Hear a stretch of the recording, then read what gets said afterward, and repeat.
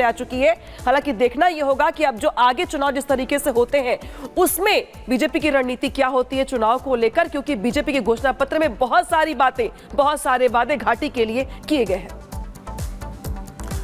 तो जम्मू कश्मीर में होने वाले विधानसभा चुनाव के मद्देनजर रक्षा मंत्री राजनाथ सिंह रामबन में पहुंचे और बड़ी बात उन्होंने विपक्ष पर बड़ा हमला बोलते हुए कही। धारा 370 का उन्होंने जिक्र किया कि आतंकवाद का लगातार जो समर्थन है बाकी जो सियासी पार्टियां वो करती रही हैं। धारा 370 को लेकर उन्होंने कहा कि जब तक बीजेपी है तब तक 370 की वापसी नहीं हो सकती। जम्मू कश्मीर के चुनाव पर नहीं लगी है, बल्कि सारे हिंदुस्तान में रहने वाला हर हिंदुस्तानी देख रहा है कि जम्मू कश्मीर के चुनाव परिणाम इस बार क्या होंगे।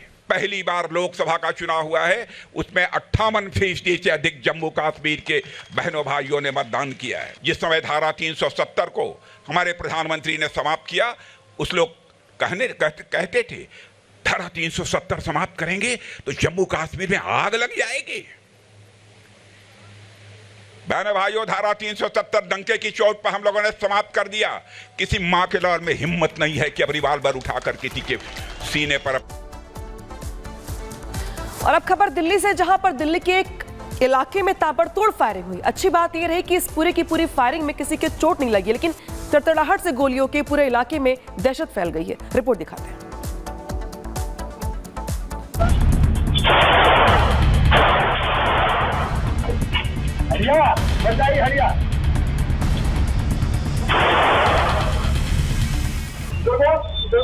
रात के करीब 12 बजे हाथों में पिस्टल और 3 से 4 बदमाश क्लब के ऊपर अंधाधुंध फायरिंग करते हैं।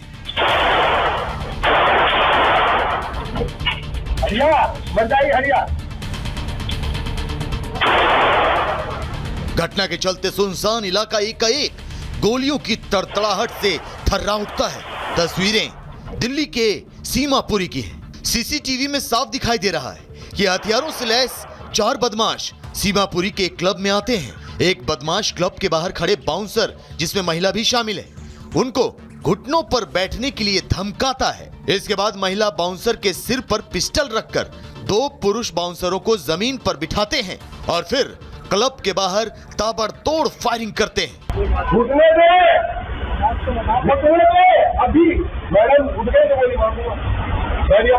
देरी से बैठिए।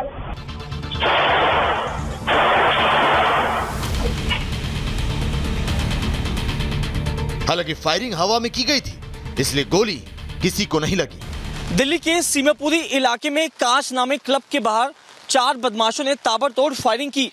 इस वारदात को बदमाशों ने 5 सितंबर की रात 11:30 बजे के आसपास अंजाम दिया, जिसका एक सीसीटीवी फुटेज भी सामने आया है।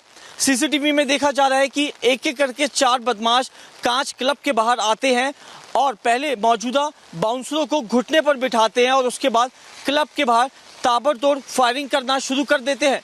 चारों बदमाश वारदात को अंजाम देने के बाद मौके से फरार हो जाते हैं। लगभग 11:45 पे पीसीआर कॉल होती है। डीसीपी रैंक के अधिकारी जो है वो मौके पे पहुंचते हैं, फोरेंसिक टीम मौके पे पहुंचती है, क्राइम टीम मौके पे पहुंचती है और कुछ एविडेंस जो है वो मौके से एकत्रित किए जाते हैं। फायरिंग का मकसद क्लब मालिक को धमकाना और रंगदारी वसूल करना था या फिर कुछ और। पुलिस हर एंगल से मामले की जांच कर रही है। फिलहाल पुलिस ने आर्म्स एक्ट के तहत मुकदमा दर्ज कर लिया है। शूटरों की पहचान हो चुकी है और बदमाशों की गिरफ्तारी के लिए पुलिस रेड कर रही है। कुछ लोग आए थे हफ्ता वसूलने के लिए, तो उन्होंने यहाँ पे मतलब जोर जबरदस्ती करी, फायरिंग वगैरह करी। तो मतलब यहाँ के हम जितने भी लोग थे सब डर गए और हमने अपना शटर वगैरह बंद कर लिया। तो यहाँ पे मतलब 2-3 बार उन्होंने फायरिंग करी थी। पुलिस तुरंत इसमें आर्म्स एक्ट का मुकदमा दर्ज करती है और चारों बदमाशों की तलाश शुरू की जाती है। फिलहाल पुलिस ने इस मामले में एक शाहरुख नाम के बदमाश को गिरफ्तार किया है, जो कि एक सीसीटीवी फुटेज में फायरिंग करता हुआ नजर आ रहा है। हालांकि जो 3 अन्य बदमाश है वो फिलहाल फरार चल रहे हैं, जिनके लिए अलग अलग जगह पे दबिश दी जा रही है। दिल्ली के बेहद व्यस्त इलाके में गोलीबारी की इस घटना ने सुरक्षा व्यवस्था को लेकर कई सवाल खड़े कर दिए हैं। सवाल ये कि अगर देश की राजधानी दिल्ली में बदमाश इतने बेखौफ होकर पुलिस को चुनौती देंगे तो जनता सुरक्षित कहां है। सवाल यहां यह भी खड़ा होता है कि घटना के 4 दिन गुजर जाने के बाद भी 3 अपराधी कानून की गिरफ्त से बाहर क्यों हैं? Bureau report, Republic Bharat.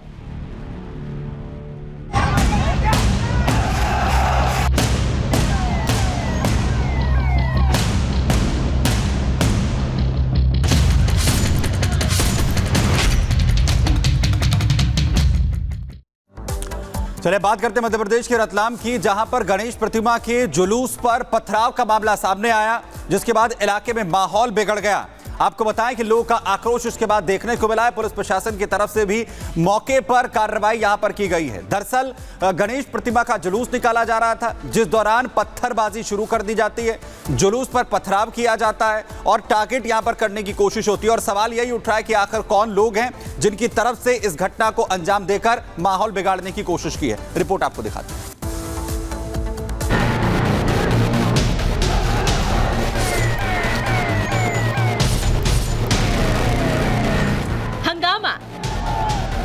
नारेबाजी,